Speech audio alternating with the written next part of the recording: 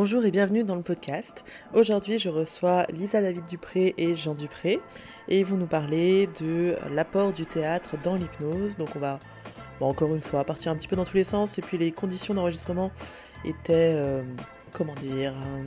épiques. Voilà, c'est un bon mot, épique. Le son est peut-être pas le meilleur de tous les podcasts, hein, je m'excuse pour ça. Il y a quelques coupes aussi, parce que des fois on a perdu la connexion, donc il fallait... voilà, ça buguait, ça laguait, donc voilà. Désolée pour le son. Mais en tout cas, le podcast est, j'ai trouvé très intéressant puisque on parle rarement des liens entre le théâtre, la scène, l'hypnose, et ils nous proposent de nous expliquer comment eux, ils voient ces liens-là. Je vous souhaite à toutes et à tous une très bonne écoute. Si vous aimez le podcast, n'oubliez pas de mettre un petit commentaire, de le partager et de mettre des étoiles à tout va sur Spotify et sur Apple Podcast. Merci pour votre aide et bonne écoute. Bonjour Bonjour Bonjour. Anna. et bienvenue dans le podcast. Aujourd'hui, c'est donc la chère Lisa David Dupré et Jean Dupré qui sont en couple dans le podcast. C'est mon premier podcast de couple. Ah oui, ça commence comme ça. Je vais vous laisser vous présenter parce que Jean, toi, tu avais fait un podcast déjà, peut-être que les auditeurs te connaissent, mais Lisa, je ne sais pas si les gens te connaissent. Je sais pas. En tout cas, je suis Lisa, David Dupré. J'ai été comédienne, je le suis toujours, mais pendant 25 ans, ça a vraiment été mon seul travail. Voilà, j'ai joué essentiellement au théâtre, par choix. Et après, j'ai eu une petite fille charmante, mais que j'ai commencé à élever seule. Et, et au théâtre, quand on n'est pas dans un certain circuit, tout ça, ben, les répètes sont souvent pas payées, tout ça. Bref, j'ai dû essayer voir ailleurs. Et comme j'adorais le massage, j'ai fait du massage.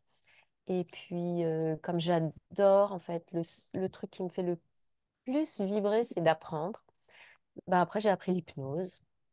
Et, euh, et voilà. C'est pour ça que j'ai ces trois casquettes. Je suis danseuse aussi, accessoirement. Voilà, j'ai quatre casquettes. Multipass, c'est génial. Ça tombe Mais bien parce que je suis chauve, ça me fait des couvre-chefs. Et l'hypnose, t'en as fait un apport dans, que ce soit en prépa mentale, dans le théâtre, ou dans, parce que tu avais ah refait oui, du théâtre, ou tu as fait de l'accompagnement, comment tu t'en es servi? alors je m'en suis servie au début vraiment dans l'accompagnement. Dans l'accompagnement, j'avais monté avec un ami une formation. C'était plus des rendez-vous qu'une formation. C'était des rendez-vous hebdomadaires et il y avait du théâtre, de l'hypnose, de l'impro théâtrale et de l'hypnose. Et c'était vraiment très, très chouette. Et, et sinon, après, quand j'ai recommencé à jouer, je me suis rendu compte que l'hypnose était il y avait vraiment énormément de liens, en fait, entre le travail théâtral, l'état dans lequel on peut se mettre pour entrer dans un personnage. C'est proche de la transe. Mais pendant toute ma formation, en fait, quand je l'apprenais, il y avait plein de moments où je me disais, ah ben c'est comme tel exercice que je Mhm. connais au théâtre, parce que je fonctionne beaucoup par comparaison. Et je me disais, ah ben, c'est comme au théâtre, c'est comme pour la danse, c'est comme. Et voilà, c'est comme ça qu'un jour, en discutant avec Jean, j'ai eu envie de monter cette formation-là, qui est donc des jeux du théâtre, ou des façons de faire, des façons de rentrer dans le personnage au théâtre, pour l'accompagnement en hypnose, en Magnifique, gros. super. Bon, on y reviendra de façon à la formation. Et- Jean, une petite Oui, madame. présentation rapide de... Je m'appelle Jean, ça fait 15 ans que je fais de l'hypnose. Ça va bien. J'essaye d'arrêter, mais j'y arrive pas. De Bienvenue, m'avoir Jean. écouté. Voilà, merci Anna. Non, plus sérieusement, là où il y a des points communs avec Lisa, si j'ose dire, par rapport au parcours, c'est ni l'un ni l'autre, on a été attirés par l'hypnose comme ça, mais plutôt à la suite d'un long parcours de vie. Euh, Moi, j'ai passé pas mal de temps comme journaliste, réalisateur et organisateur de spectacles. Et ce qui nous fait un point commun déjà, c'est le monde du spectacle. Et comment je pourrais dire ça? Alors, tu veux mon parcours, en fait. Et puis, bah, ça fait 15 ans que je fais de l'hypnose, quoi, tu vois. Mais j'arrive pas à arrêter. Est-ce Et que tu c'est as envie difficile. d'arrêter? Je me disais, peut-être si je faisais de l'hypnose, je pourrais arrêter l'hypnose, mais pour l'instant, les séances marchent pas. C'est la motivation du client, ça. Il part. Ouais, c'est ça, il paraît. Ce qui est intéressant, on pourrait en parler de la motivation. C'est un vaste sujet. La motivation, souvent, c'est se sentir capable. Mais bon, pour revenir à ça, en fait, moi, j'ai découvert le théâtre comme assistant à la mise en scène il y a 30 ans maintenant. Et, euh, et dès le début, je me suis dit, mais c'est un drôle de métier, c'est une maison de fous, en fait, derrière le plateau. Le plateau, ils ont l'air à peu près normaux, c'est des personnages, c'est les personnages qui sont fous, mais en fait, quand tu travailles sur les répétitions et la construction d'un spectacle, tu t'aperçois que la névrose, elle est omniprésente et que c'est un outil de travail. C'est-à-dire que je crois qu'on ne mesure pas à quel point, quand on n'est pas dans ce milieu-là, une caractéristique des artistes, c'est de se servir de tout ce qui est déglingué pour faire du sublime, en fait. C'est T'es chouette. d'accord? Ah, je suis complètement d'accord. Ah ouais, complètement. Ah ouais, vraiment. Bah, ça nous Toutes mène tout de les... suite sur l'apport du théâtre que peut. Parce que tout de suite, moi, ça me fait penser à bah, ce qu'on fait en accompagnement, quoi, à regarder nos parties plus sombres et bah, suivant comment on va travailler. Mais moi, par exemple, ça va être plus travailler à vivre avec et qu'est-ce que je peux en faire de chouette ou de pas bien, mais qu'est-ce que je peux en faire, quoi, plutôt que les effacer. Peut-être mettre le contexte du podcast. Justement, on parlait de cette formation que vous avez là bientôt, hypnose et théâtre ou théâtre et hypnose. On n'est pas encore sûr du On nom hésite encore. exactement. Voilà, même nous, on ne sait pas. C'est pour Lisa, c'est théâtre et hypnose. Pour moi, c'est hypnose et théâtre. Donc, Logique. Voilà. on pourrait dire et en fait, mais les gens Voilà. sauraient plus de quoi on parle. Voilà. Ça va devenir le bazar. Euh, on s'est dit que ce serait chouette de faire un podcast sur bah, l'apport que peut avoir le théâtre dans l'accompagnement ou dans l'hypnose. Donc pour vous, n'importe qui prend la parole, débrouillez-vous, battez-vous. Prends la C'est quoi parole, Lisa, parce que tu D'accord. sais, j'ai tendance à la prendre Oui, oui, je facilement. sais.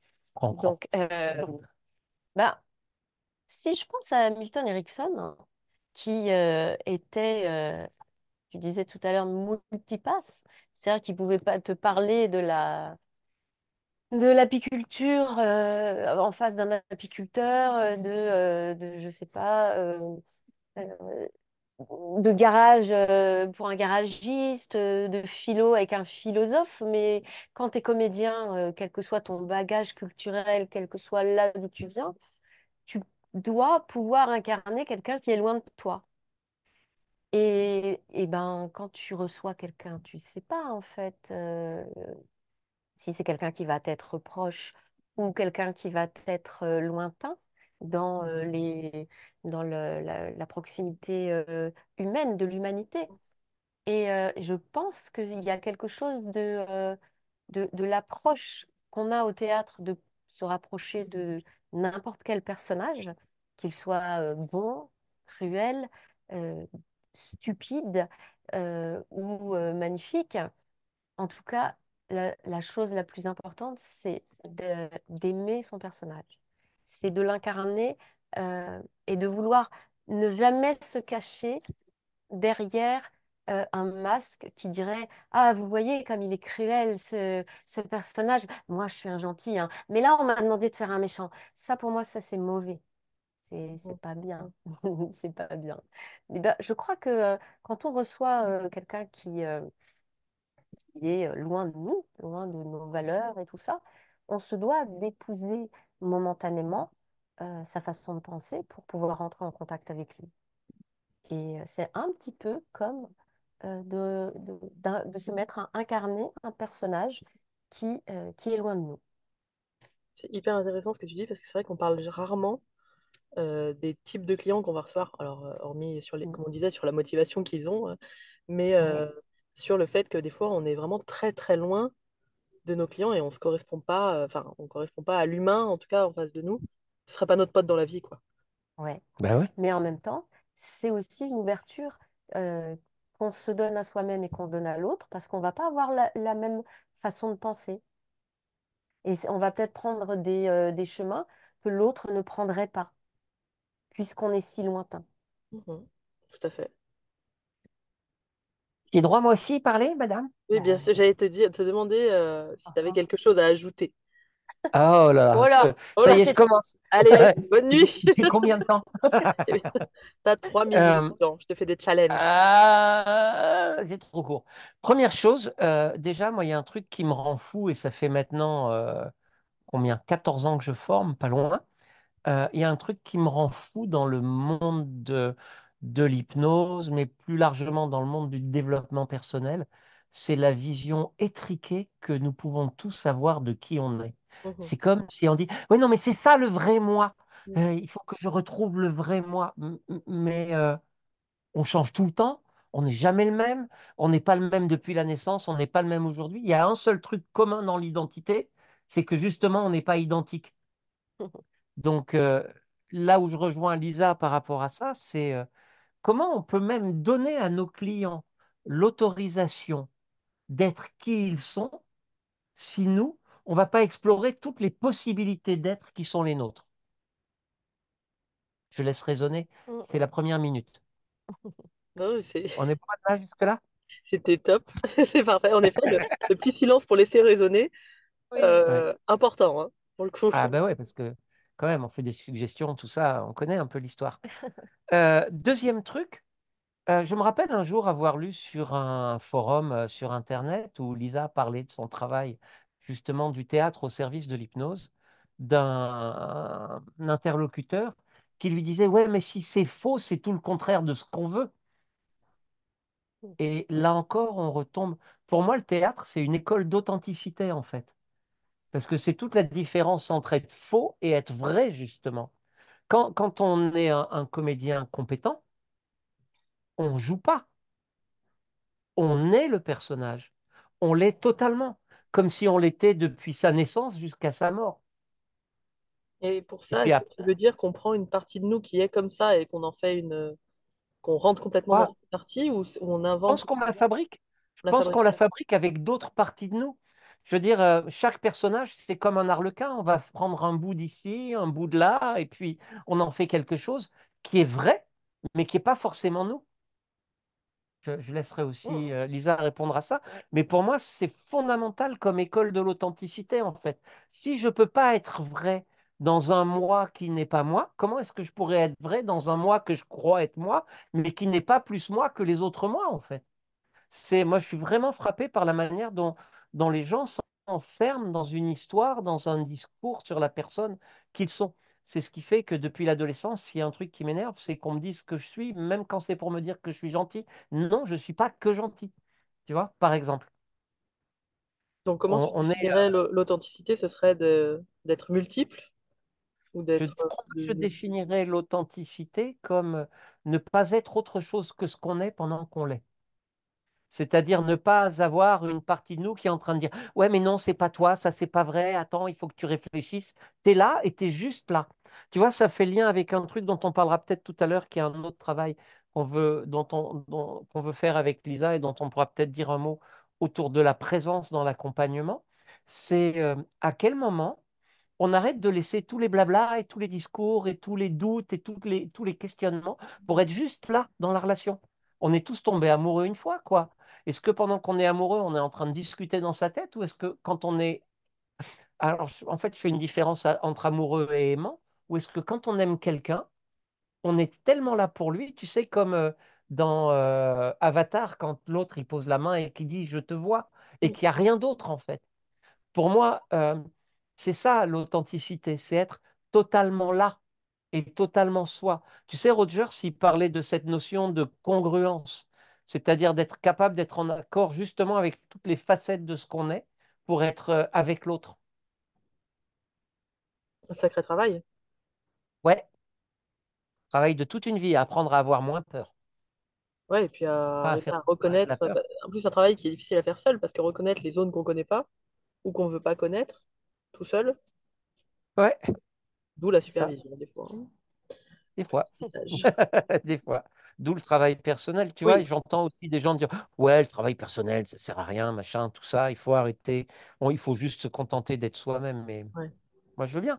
Mais c'est quoi soi-même? Voilà, c'est ça, c'est ça l'idée. C'est en fait, comment il disait Jacques Brel, j'aime bien ça. Il y a des gens qui ont de la graisse autour du cœur.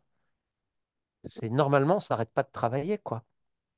On cherche à être meilleur tout en... Et c'est ça le paradoxe, on cherche à être meilleur sans jamais se juger. Et c'est le point commun avec la façon dont Lisa travaille au théâtre.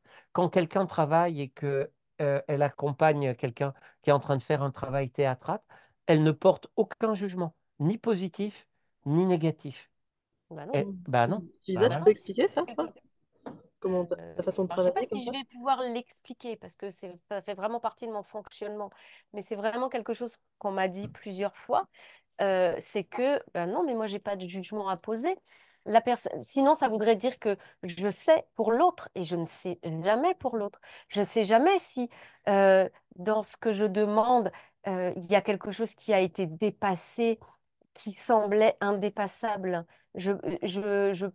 qui pour moi est très simple à faire, puisque de toute façon, ça a été mon métier. Mais si je me souviens de mes débuts, moi, la première fois que j'ai fait un cours de théâtre, alors que j'avais déjà joué, j'étais déjà montée sur un plateau, j'avais déjà joué devant du public. Là, je suis montée sur un plateau pour mon premier vrai cours de théâtre. J'ai dû passer 6 mois à chaque fois monter sur le plateau et à être totalement dissociée et à ne pas savoir comment parler. Je sais pas combien de fois je suis montée sur le plateau et j'avais même pas envie de parler, tellement j'étais loin de moi-même. Et du coup, c'est petit à petit que j'ai réussi à composer un personnage. Et je souviendrai toujours du comédien qui m'a aidé la première fois en venant travailler une scène avec moi, en me proposant de travailler quelque chose, en me disant, il n'y a que toi qui peux le faire, ce qui déjà me mettait dans une position où je n'étais pas là pour moi, mais pour lui. Donc merci, parce que ça m'a vraiment remis le pied à l'étrier du travail, de la composition et d'avoir le droit de me planter. Parce que je pense en fait que c'était ça. Je voulais jouer et réussir, mais je voulais pas apprendre. Souvent, c'est ça qui nous empêche d'être qui on est. C'est qu'on a une définition de nous-mêmes, mais on veut pas se tromper. Donc, on reste accroché comme des patelles au rocher pour pas se tromper. Mais il y a que en se trompant. Et d'ailleurs, au théâtre, les répétitions, moi j'aime quand les répétitions elles sont longues et qu'elles font 1 mois et demi. Ah, j'adore parce que tu peux tout essayer, absolument tout, et te tromper et réessayer et prendre un petit bout de ci, un petit bout de ça. Tout à l'heure, Jean parlait d'Arlequin. Mais c'est vraiment un tissage très étroit entre ce qui me constitue, ce qui est moi, et ce que je vais montrer de moi et de ce que je vais tisser avec l'autre, le personnage. Le personnage, il est défini, il a un texte en général. Alors, c'est vrai que j'ai joué une pièce où je n'avais absolument rien à dire, à part il dort sur 1 heure et demie. 1 heure et demie de spectacle, je disais il dort et j'étais la seule à parler. Et c'était extraordinaire. Mais il y a quelque chose d'écrit, il y a quelque chose qui est indiqué. Tout ce que le personnage dit et qui n'est pas ce que moi, personnellement, j'aurais dit, il faut bien que je sois au plus proche de ce que cette personne dit et qui ne sont pas mes mots et qui sont les mots de tout le monde. Et c'est vraiment un va-et-vient entre moi et le personnage. Et pour moi, c'est le même va-et-vient en tant que thérapeute entre ce que je pense, parce que je pense plein de trucs dans une séance, on pense tout le temps, mais surtout où il en est l'autre et ne jamais savoir pour l'autre pour pouvoir laisser émerger la magie, le miracle de l'autre. Mm. Donc l'apprentissage, enfin, le théâtre pourrait, si je résume, à apprendre à être plus soi en séance, en tout cas à trouver son authenticité, apprendre à se connaître, etc. Se Ouais. connecter aussi à la personne en face en Mhm. arrivant à suspendre son savoir et à juste le rejoindre là où il en est. Ouais. J'ai bon ou j'ai pas bon? Ah oui, Pour oui. l'instant, t'as bon. Pour Pour l'instant, l'instant, oui, j'ai oui, bon. carrément. Carrément, carrément. Ok, c'est hyper intéressant, c'est des choses dont on parle pas souvent parce qu'on part, enfin en tout cas moi j'avais beaucoup entendu dans les formations que de toute façon il fallait qu'on s'efface de la séance et qu'on soit une page blanche. Ce que je Ouais, pense mais moi, pour impossible. moi, ça veut rien dire, ça. Ça, Sens. c'est impossible à faire. Ou alors, je sais pas, tu prends un Gardénal avant et puis il n'y a plus personne. Mais c'est impossible à faire. On est toujours en résonance de quelque chose. Bien Je sûr. veux dire, à part quand je dors, et même quand je dors, je suis quand même en résonance avec, avec celui qui dort à côté de moi, ou avec mon chien si il aboie pour sortir, ou ma fille si elle m'appelle. Enfin, tu vois, il n'y a pas de page blanche. Ça, c'est de la connerie, ça. C'est du New Age. Euh, Enfin, pour moi, je comprends même pas. Moi, je suis jamais une page blanche, hein. Quand j'aborde et plein de gribouillis. ouais, ça, c'est pas fou. Moi, je suis pleine de gribouillis. Quand j'aborde un personnage, euh, je suis pas une page blanche et je le deviens jamais. Par contre, je deviens un joli dessin. Enfin, Tu vois, je vais revenir sur un autre point, si tu veux bien, Anna. C'est Vas-y. est-ce qu'on peut être d'accord, toi et moi, c'est terrible hein, de commencer les phrases comme ça, c'est Ah oui, horriblement ça part manipulateur. très très attention, mal. Mais attends, c'est un on piège. va tester. C'est pour ça que je teste. J'aime bien. Est-ce qu'on peut dire que le cœur de l'hypnose, c'est d'abord la captivation de l'attention du sujet? Que Bah, s'il n'y a ouais. pas ça, il n'y a pas d'hypnose. Et Alors oui, est-ce que, oui, de l'hypnose, la transe alors. Pas Non, est-ce, l'induction déjà. induction, oui, On oui, va oui, tout capter à fait, l'attention. tout à fait. Ouais, merde, je suis Oui. d'accord. Ah, zut. et Merde. moi, du coup, je me pose une question, c'est est-ce que on peut être captivé par le sujet? Pas captivé, absorbé totalement, mais captivé par le récit du sujet pour pouvoir pour pouvoir le captiver, être déjà soi-même, tu vois, Oui, bien sûr. avoir cette résonance avec l'autre. Pour moi, c'est comme une danse amoureuse où chacun Voilà. est totalement là pour l'autre. Notre job, c'est d'être à la fois totalement là pour le sujet et aussi de faire en sorte qu'il soit attentif à chaque proposition qu'on va faire. Exact. C'est OK? J'adore cette métaphore de la danse amoureuse ou de la danse, hein, mais effectivement, euh, il y a des moments, il y a un conducteur, un autre conducteur, des fois c'est les deux, des fois c'est laisser l'autre s'exprimer, des fois c'est s'exprimer et emmener dans un rythme ou un geste que l'autre n'avait pas prévu. C'est vraiment ça. Et même là, d'ailleurs, on voit le point commun avec le théâtre, parce que ce qui fonctionne dans le théâtre, c'est quand on donne la réplique à l'autre, parce que Oui, c'est pas du tout la même chose. Ça veut dire qu'il y a un vrai échange. oui. S'il n'y a pas cette qualité d'interaction-là, ben là encore, c'est pas OK. C'est là qu'on voit la différence quand on travaille avec des partenaires qui tiennent la route Mm, mm. et des partenaires qui tiennent pas la route, en Ouais, fait. c'est ça. Mais donc, si au cœur de l'hypnose, il y a cette idée de captivation de l'attention, tu sais, d'absence de dispersion attentionnelle, comme on est habituellement dans notre état habituel ou en état par défaut. Alors, qui sont les professionnels de la captivation de l'attention? Qui mieux qu'un comédien sait instaurer du rythme, mettre de l'émotion, poser des silences, des respirations, varier la qualité émotionnelle? C'est le métier de qui, en fait, à part du comédien? Ou de l'hypno, ou du politicien. oui, après ça va être le magicien et choses comme ça, mais ça reste dans le, on reste dans le Ouais, on reste dans... Mais bien sûr, ça peut être le magicien, mais l'art ça quoi va de toujours être scène. le magicien qui va avoir recours à l'outil du Bien sûr, théâtre à cet bien sûr, bien endroit-là. sûr. Tu Oui, il vois? y a de la mise en scène. Il y a de la mise en scène. Au fond, il y a quelque temps, j'ai posté sur mon profil un petit texte de Peter Brook qui explique comment le rôle d'un metteur en scène, c'est de créer un cadre pour que les choses adviennent. Pour nous, accompagnants, en fait, si on part de l'idée qu'on n'est pas en capacité d'aider l'autre vraiment, parce qu'il n'y a que lui qui peut construire ses solutions, avancer, agir pour sa vie, qu'est-ce qu'on peut faire d'autre que de lui donner une forme d'espace, une mise en scène dans laquelle lui va construire son histoire? Pour moi, c'est le même métier, en fait. Je laisse toujours raisonner, hein. Mhm. Je reviens sur le être captivé par son sujet, parce que Ouais. je trouve ça intéressant et c'est quelque chose qui demande du temps d'apprendre à connaître l'autre et de le laisser s'ouvrir aussi à nous et de créer cette confiance, etc. Dans des séances où on doit aller toujours plus vite, on doit faire des accompagnements toujours plus rapides, comment arriver à faire ça? Parce que le On but, c'est de doit, faire rapidement ou de prendre ce temps. on doit faire toujours plus vite. Bah, en tout cas, il y a beaucoup d'injonctions actuellement. Enfin, je reviens aux formations. Ah, Moi, je pense pas. Moi, je pense que les accompagnements sont résiste! longs.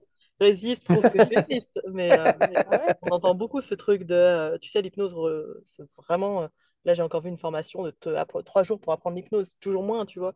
Et enfin, en tout cas, les débutants, il y a souvent ce truc de en une séance, ça n'a pas changé, du coup, je suis nulle. Enfin, c'est une séance, quoi. C'est C'est pas pour l'accompagnant ou pour le client, je suis nul. pour l'accompagnant. Alors, il doit y avoir des fois pour le client si lui-même. Moi, je trouve ça terrible. C'est-à-dire C'est que terrible, mais en tout cas, je moi, trouve ça terrible. C'est quoi? C'est l'hypnose TikTok? c'est ça. Ça dure 2 secondes. Clic, clac, clac, clac, clac. C'est ça? Les thérapeutes Mais c'est précoces. pas possible. On a des êtres humains en face. On peut pas faire. Enfin, moi, je sais pas, hein, moi, les gens qui disent en une séance, mais boule tige, quoi. Oh non, moi, ça m'énerve. Une séance, ça suffit pour faire bouger quelqu'un. Mais ça suffit pas pour l'accompagner là où il a besoin d'aller. Ça Mhm. suffit le cas échéant pour lui permettre de se remettre debout s'il était couché ou de se remettre en mouvement. Et Ouais, c'est énorme, hein. ouais. Mais une fois qu'on s'est remis en mouvement, bah, on n'est qu'au début. De toute façon, on va retomber. Donc, la question, c'est est-ce qu'on retombe tout seul ou est-ce qu'on retombe accompagné, en fait? Moi, je connais pas beaucoup de gamins qui apprennent à marcher en une séance, hein. Ouais. Je connais pas beaucoup de personnes qui se rééduquent après une longue maladie en une séance. Ça prend du temps, l'acquisition de nouvelles compétences. Et au fond, ce que demande un client, c'est la construction de nouvelles compétences pour faire face à des situations de sa vie qui les demandent, non? Ah bah, je te rejoins tout à fait. Moi, Ouais. je ne supporte pas cette idée de séance one shot. Ah ouais, moi, Et je trouve ensuite, Ça ça, arrive, hein. je trouve ça super brutal. Moi, je trouve que ça arrive parce qu'il y a des clients qui ont déjà construit toutes les oui, ressources mais et oui, il oui, leur manque qu'un oui. déclic. Oui. Ceux qui ont Donc, juste il ne qui faut ont pas avancé renoncer le à coup ça. et tu vois, Non, tu mets le dernier petit mais c'est déclic pas et le puis but. Mais c'est pas le but, non? Voilà. C'est pas le but. et puis Et c'est si pas les la gens te généralité disent, pour le coup. C'est pas la plupart du temps, c'est pas des ouais, gens à ce non, moment-là de leur vie qui viennent. ben non, la plupart du temps, non. Par contre, honnêtement, hein, et je pense que tu l'as vu aussi, euh, des fois, une séance, c'est déjà déterminant.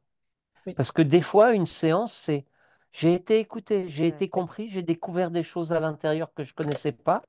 Et et il y a quelque chose. On m'a enlevé un caillou dans la chaussure. Oh, je remarche. Des oui. fois, c'est énorme, en fait, Ouais. une séance. Mais prétendre que c'est suffisant dans tout accompagnement, c'est. Comment on va dire ça? C'est un syndrome de toute puissance pas encore complètement dépassé. Bon, moi, je vais jusqu'à la faute professionnelle, tu vois, si on avait un ordre ou quoi que ce soit. Oui. Ouais, ouais, Ouais, c'est parce que je suis indulgent, moi. ouais, ouais. Oui, voilà, pas moi. Toi, t'as fait attention à ce que tu disais. Moi, je suis indulgent, je me dis que celui qui n'a jamais péché leur jette la première pierre, tout ça. Bien sûr, on a tous Bien fait sûr, ou oui. dans Je du comprends. Dunning-Kruger ou commencer à en Ouais, être dans la toute puissance. Il y a pas de souci avec ça. Le problème, c'est de pas le remettre en question, finalement. Ouais, bah ouais. oui. Si on revient au théâtre, moi, je vois une autre raison d'amener le théâtre à l'hypnose, c'est l'émotion. C'est, tu sais, ça fait maintenant 12 ans. Bah, alors, 14 ans que j'ai commencé à former, mais 12 ans que j'accompagne des gens du début à la fin d'une formation d'accompagnant et ensuite souvent en hypnose conversationnelle et que je vois à quel point beaucoup de nos chers confrères et consoeurs estimés au demeurant ont du mal à se laisser remuer émotionnellement ou au contraire se laissent trop remuer. Comme si ce travail de rencontre avec l'instabilité émotionnelle et la régulation était quelque chose qui était insuffisamment fait en tout cas, comme si on ne l'avait pas appris pour beaucoup. On en est tous là, hein, et je vais me mettre dans l'eau, même si au bout d'un moment on le ressent moins, mais ça veut juste dire qu'il faut attendre le prochain défi pour que ça se rencontre.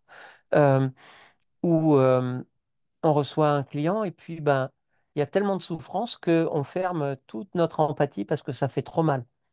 Ou Ouais. alors, inversement, on se laisse tellement bouleverser qu'on n'a plus la place pour être disponible à la recherche de solutions avec l'autre. Il y a Ça ça, se et travaille, puis hein? il y a ça. Là, tu parles de une séance, de un client. Il y a aussi le fait d'en faire depuis longtemps.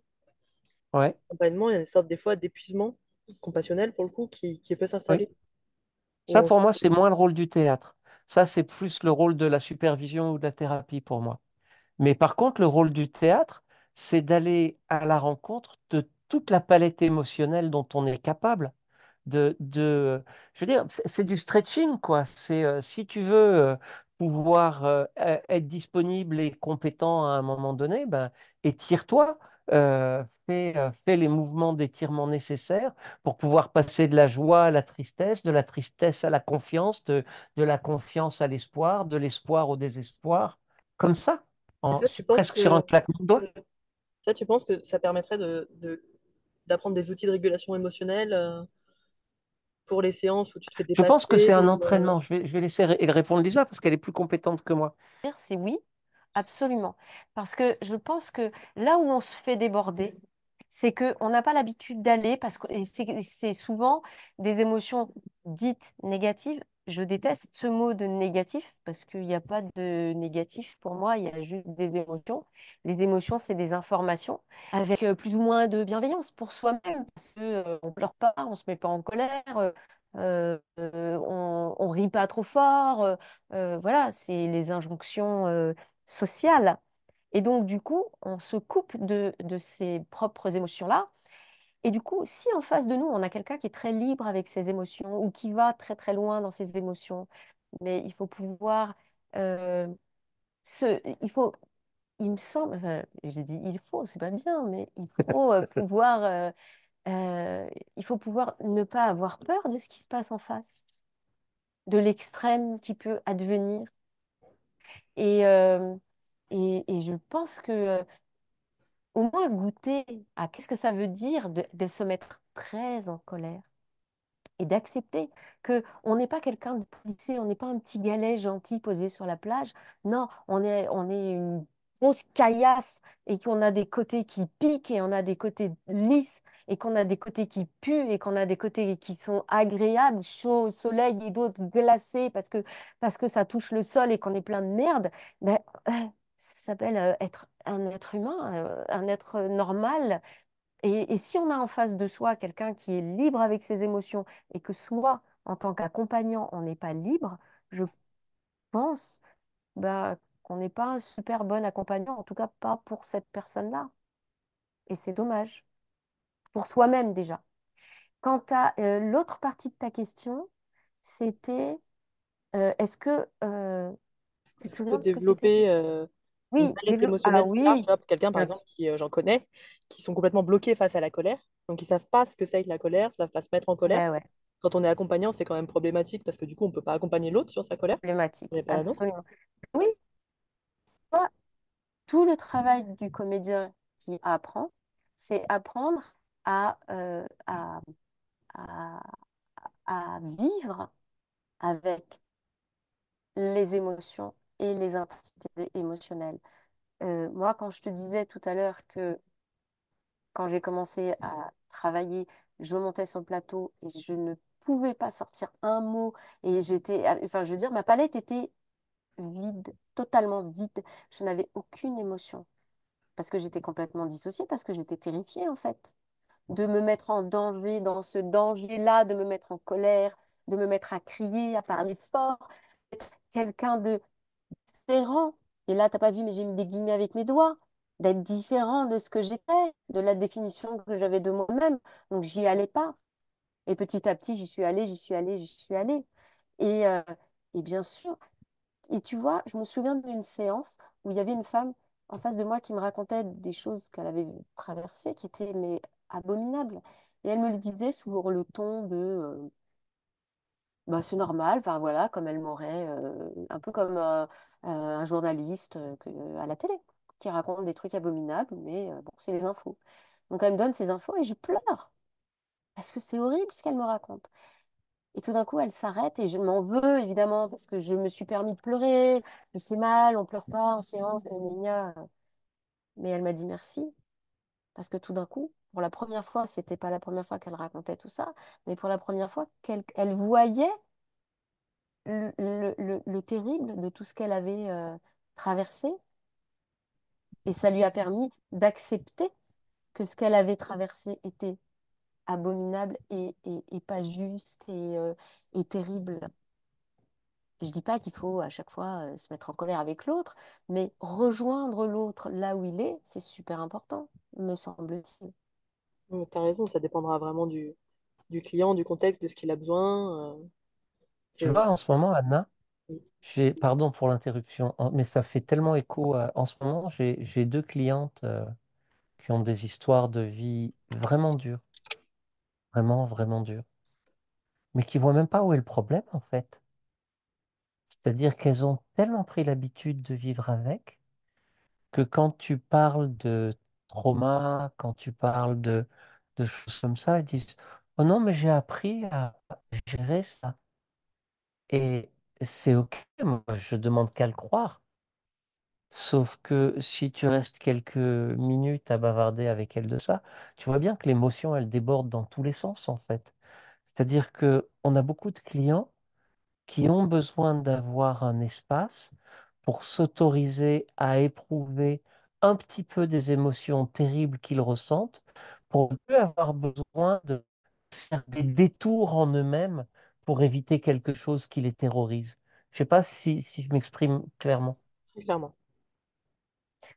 Oui, il y a un truc que je voudrais dire aussi qui me semble super important, c'est que là, on parle d'émotions terribles, d'émotions de super colère, de super tristesse. Mais attention, les émotions, c'est super rigolo à rencontrer aussi. C'est extraordinaire de se mettre à péter des trucs. Moi, je me souviens de ma mère qui, à Noël, nous demandait, achetez-moi des trucs moches qui se cassent.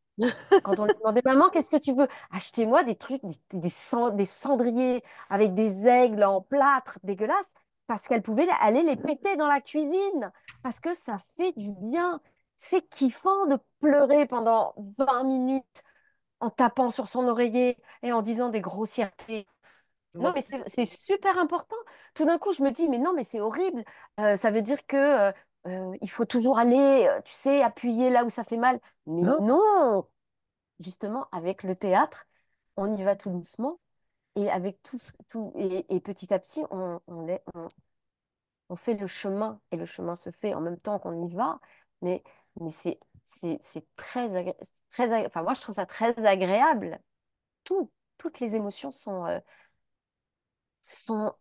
extraordinaires à rencontrer en soi. est-ce que vous avez des exemples peut-être un tout petit exercice pour que les gens puissent appréhender ce que ce serait que de faire un exercice de théâtre, enfin, peut-être quelque chose qui sera dans votre formation, je sais pas, ou Mhm. un exemple concret de ce que ce serait, par exemple, de mêler le théâtre à l'hypnose.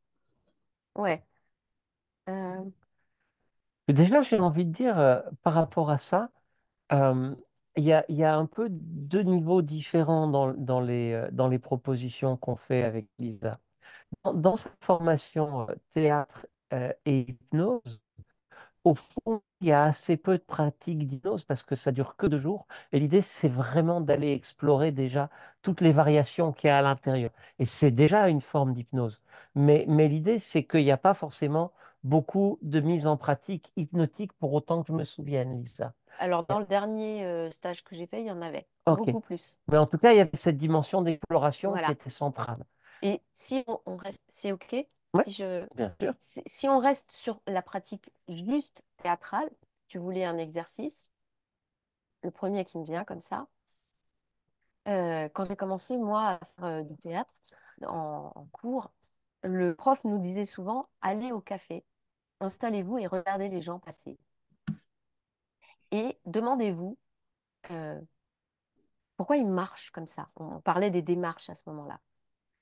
Comment est-ce que c'est possible qu'il y ait des gens, qui ait une démarche qui soit spécifique à chaque personne. Et du coup, moi, j'ai inventé mais il y a longtemps, avec des gamins avec lesquels je bossais, un exercice qui est ce que j'appelle un exercice d'injonction. Je fais marcher les participants dans la salle et je balance des phrases plus ou moins agréables à entendre. Et je leur demande de laisser infuser les mots et le ton sur lequel je balance.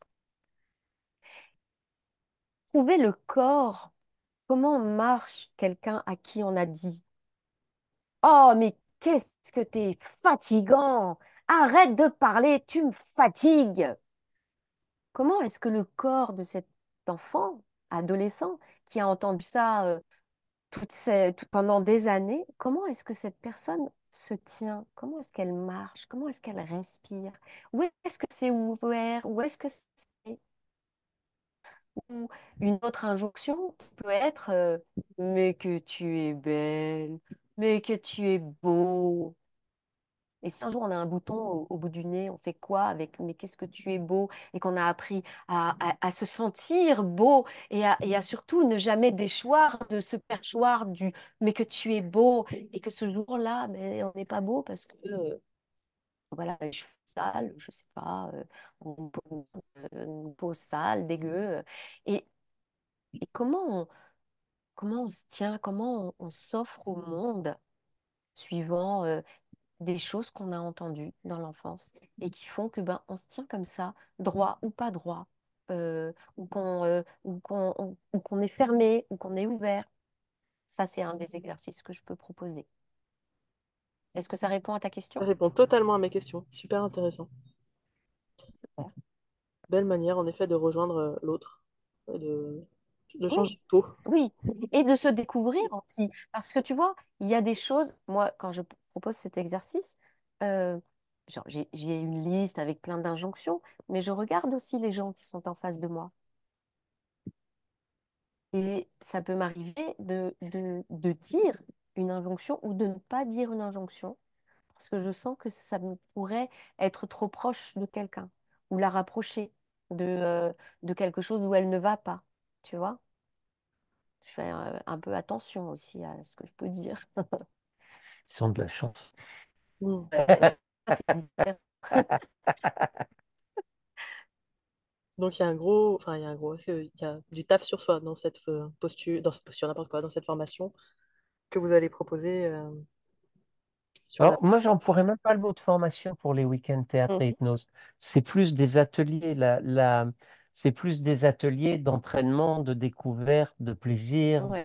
vraiment de découverte de soi, d'élargir c'est possible, d'arrêter de se dire, ah, j'ai fait que ça et je ne peux pas être autrement. Tu vois, et puis ça, mon vrai moi. Alors que tellement que de concevoir toujours une personne qui a traversé des épreuves. Et on n'a aucune idée de qui on est tant qu'on n'a pas été mis à l'épreuve. Pas de façon nécessairement négative, hein, d'ailleurs, mais tant que quelqu'un n'a pas vraiment eu besoin de toi, tu sais pas de quoi tu es capable. Tant que toi, tu n'as pas été dans certaines situations, tu n'as pas la moindre idée de qui tu es. Tant que tu n'as pas fait certaines erreurs, tu ne sais pas non plus ce que tu ne veux pas être. Ça demande d'explorer, de vivre. J'ai presque envie de dire, c'est là qu'on est content d'avoir un peu vieilli avec Lisa, parce que du coup, on a pu explorer plus de possibilités qu'il y a 20 ou 30 ans et s'apercevoir que les histoires qu'on se racontait, elles évoluent, quoi.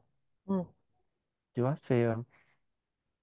Mais pour revenir là-dessus, donc, si tu veux, il y a cette logique d'atelier où vraiment on est dans l'exploration et dans le dépassement. Et si on parle formation, la grande formation qu'on va partager avec Lisa, parce que sur l'atelier, je suis moins présent, la grande formation qu'on partagera avec Lisa, c'est cet automne et sera celle-là une première, contrairement aux ateliers théâtre. On va faire un travail sur la présence où on va aussi employer le théâtre sur la présence dans l'accompagnement, sur le travail comment on va dire ça? Déjà, tu sais, le théâtre, c'est l'outil de choix pour travailler l'empathie. Mhm. Ensuite, le théâtre, c'est aussi un outil de choix pour travailler la congruence dans tous les sens du mot. C'est-à-dire aussi bien être vrai dans ce qu'on dit qu'être capable de dire des choses avec lesquelles on n'est pas forcément à l'aise. Et puis, ben, c'est aussi la présence, c'est-à-dire la disponibilité à l'instant et se libérer de tout le reste. Donc ça sera plutôt en octobre. Alors que là, on a un atelier au mois de juin, je crois que c'est début le 7 au soir Mm. et jusqu'au 9 juin après-midi. Et Ouais. ça, c'est des petits formats, même si on a des gens qui restent au-delà des 3 jours. Il y en a déjà deux qui nous ont confirmé qu'ils restaient au-delà des 3 jours Mm. parce que ils ont envie de profiter un peu aussi du lieu. Nous, tu sais, alors, et on en a un peu parlé sur le net, on a créé un lieu dans les Cévennes avec l'idée que c'est quand même vachement intéressant de travailler en résidentiel, en immersion, quand le petit-déj ou le dîner, c'est une façon de continuer à débriefer de ce qui s'est passé dans la journée, de tisser des liens qui s'arrêtent pas, tu vois. Mhm. C'est, pour moi, ça fait aussi partie du travail. Et là, on retrouve le monde du théâtre parce que quand une troupe est en répétition sur plusieurs semaines dans un lieu, bah, on mange ensemble, on dort presque ensemble. Des fois, c'est un peu compliqué, les relations affectives, et ça, nous, on fera pas. Mais, euh, mais, mais, euh, mais c'est intéressant ce qui se passe dans ces temps d'intimité commune, collective. Ça permet aussi de voir comment on se positionne en soi avec l'autre. Et puis le lieu s'y prête. Ah oui, c'est vrai que toi et Le lieu François, s'y prête. On une est grande passé visite. le lieu Ouais. reculé de tout. C'est Ouais. magnifique. Donc, Mm. Bah, tu sais, en gros, on s'est dit qu'on allait se proposer de partager nos rêves avec qui a envie de les partager. Et pour l'instant, les retours qu'on a de ceux qui viennent nous font plaisir. Apparemment, on est nombreux à avoir les mêmes rêves, en fait. Ouais. eh bien, écoutez, c'est joliment dit. Ça fait une belle fin. Est-ce que vous avez quelque chose à ajouter, que ce soit Lisa ou Jean? Là, Non. Merci Anna. Pour retrouver les formations ou les supervisions qu'animent Lisa et Jean, vous pouvez vous rendre sur le site que je mets dans la description. Vous pouvez aussi voir nos propres formations qui sont en ligne sur le tabac, le deuil, etc. dans, pareil, la description. J'espère que le podcast vous a été utile, j'espère que vous avez apprécié de nous écouter et je vous souhaite à toutes et à tous une bonne journée.